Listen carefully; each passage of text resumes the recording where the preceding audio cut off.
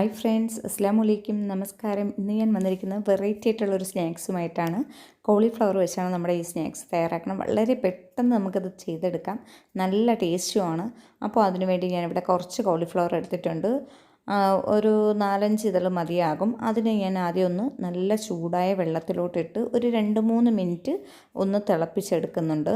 കുറച്ച് ഉപ്പും കൂടി ആ വെള്ളത്തിലോട്ടൊന്നിട്ട് ഇതുപോലെ ഒന്ന് ഇളക്കിയതിന് ശേഷം നമ്മൾ ആദ്യം സാധാരണ വെള്ളത്തിൽ നിന്ന് കഴുകി വെച്ച കോളിഫ്ലവർ ഇതിലോട്ടിട്ട് ഒന്ന് ചെറിയ രീതിയിലൊന്ന് ചൂടായി എടുക്കണം. അപ്പോൾ ഇതിലെന്തെങ്കിലും ഇതൊക്കെ ഉണ്ടെങ്കിൽ ഒന്ന് മാറിക്കിട്ടുകയും ചെയ്യും, ചെറിയ രീതിയിലൊന്ന് വാടിക്കിട്ടുകയും ചെയ്യും. അതിൻ്റെ ഈ പച്ച ചുവയൊക്കെ ഒന്ന് മാറുന്ന രീതിയിൽ. അപ്പോൾ ഇത് ഏതാണ്ട് നല്ലതുപോലെ ഒന്ന് തിളച്ചിട്ടുണ്ട്. ഇനി ഇത് ഇത്രയൊക്കെ തന്നെ മതിയാകും. ഇനി ഇതിനെ നമുക്കെടുത്ത് മാറ്റാം. എടുത്ത് മാറ്റിയതിന് ശേഷം നമുക്കിതൊന്ന് തണുത്തതിന് ശേഷം ഇതുപോലെ ചെറിയ രീതിയിൽ നമുക്കിതൊന്ന് ചെറിയതായിട്ട് ഒന്ന് നമുക്ക് തോരത്തിനൊക്കെ കട്ട് ചെയ്തെടുക്കുന്നത് പോലെ ഇതുപോലെ ആക്കിയെടുക്കണം. അപ്പോൾ ഞാൻ ഇതുപോലത്തെ നമ്മുടെ സ്ലൈസർ ഉപയോഗിച്ചാണ് ഇത് ചെറിയ രീതിയിൽ കട്ട് ചെയ്തെടുക്കുന്നത്. അപ്പോൾ കത്തി കൊണ്ട് ചെറിയ രീതിയിൽ പൊടിയായിട്ട് അരിഞ്ഞെടുത്താലും മതിയാകും. അങ്ങനെ ഞാൻ ഇതുപോലെ അരിഞ്ഞെടുത്തിട്ടുണ്ട് എല്ലാം. അങ്ങനെ എല്ലാം നല്ല ചെറുതാക്കിയാണ് അരിഞ്ഞെടുത്തിരിക്കുന്നത്, ഒരേപോലെ. അപ്പോൾ ഈ അരിഞ്ഞെടുത്തതെല്ലാം കൂടി ഞാനൊരു ബൗളിലോട്ട് മാറ്റിയെടുക്കുന്നുണ്ട്. ഇതുപോലെ തന്നെ അരിഞ്ഞെടുക്കാൻ ശ്രദ്ധിക്കുക.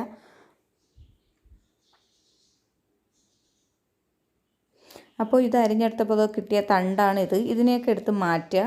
അതിൻ്റെ ഈ പൂവ് മാത്രം മതിയാകും, പിന്നെ അതിൻ്റെ തണ്ടിൻ്റെ ആവശ്യമില്ല.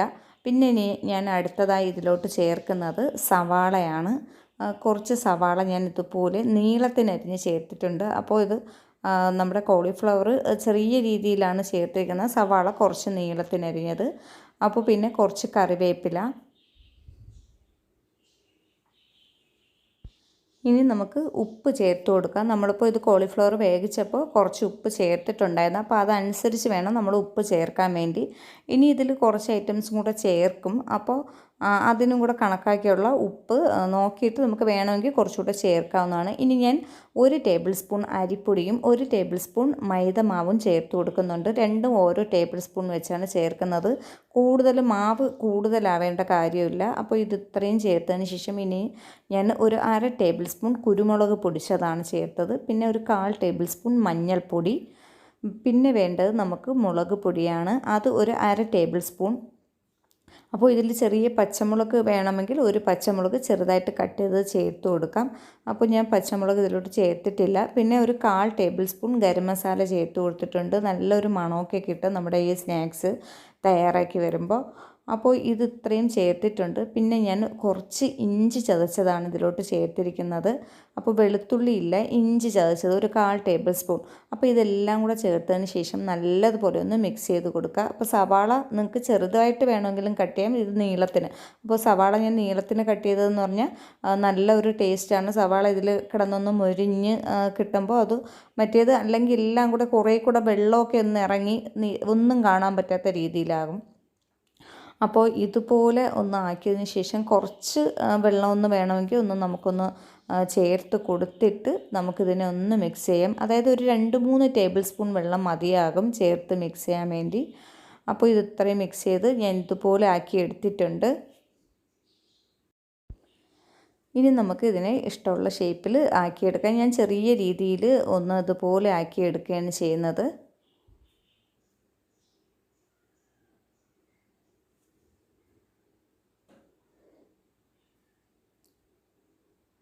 ഇനി നമുക്ക് ഇതിനെ എല്ലാം ഇതുപോലെ ചെയ്തെടുത്തതിന് ശേഷം നമുക്ക് ഫ്രൈ ചെയ്തെടുക്കാം.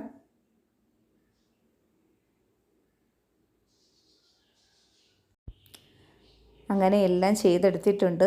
അങ്ങനെ ഇനി നമുക്കിത് ഫ്രൈ ചെയ്യേണ്ട ആവശ്യമാണ്. അപ്പോൾ അതിന് വേണ്ടി ഞാൻ കുറച്ച് ഓയിലൊന്ന് ചൂടാക്കി എടുത്തിട്ടുണ്ട്. അതിലോട്ടിട്ട് നമുക്കിത് ബ്രെഡ് ക്രംസ് അതിലൊന്നും ആഡ് ചെയ്ത് ചെയ്യേണ്ട കാര്യമില്ല. ഇതുപോലെ തന്നെ ചൂടോട് കൂടി ഫ്രൈ ചെയ്ത് കഴിക്കാൻ നല്ല ടേസ്റ്റാണ്. അപ്പോൾ കോളിഫ്ലവറൊക്കെ കഴിക്കാത്ത കുട്ടികൾക്ക് നമുക്ക് ഇതുപോലെ ചെയ്തെടുക്കാം. അവർക്ക് കൊടുത്താൽ നന്നായിരിക്കും, അവർ ഇഷ്ടപ്പെട്ട് കഴിക്കും. എരിവൊക്കെ നിങ്ങൾക്ക് ഇഷ്ടാനുസരണം ചേർത്തെടുത്താൽ മതിയാകും.